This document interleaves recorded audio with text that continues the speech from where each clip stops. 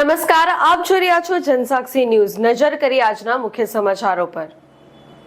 અંકલેશ્વરના રામકુંડ ખાતે આવેલ પૌરાણિક ક્ષિપ્રા ગણેશ 32 મુદ્રાઓ પૈકીનું એક છે, એટલે તુરંત ફળ આપનાર ભારતનું ક્ષિપ્રા ગણપતિનું આ 9મું અને ગુજરાતનું સૌ પ્રથમ મંદિર છે, જે મંદિરના 13મા પાટોત્સવની આજરોજ ભવ્ય ઉજવણી કરવામાં આવી હતી।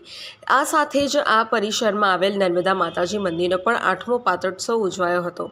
આ નિમિત્તે ગણેશ યાગ, શ્રીફળ, હવન, મહાઆરતી તથા ભંડારા જેવા ધાર્મિક કાર્યક્રમનું આયોજન કરાયું હતું, જેમાં મોટી સંખ્યામાં ભરૂચ અંકલેશ્વરની ધર્મપ્રેમી जनता जोड़ाई हती।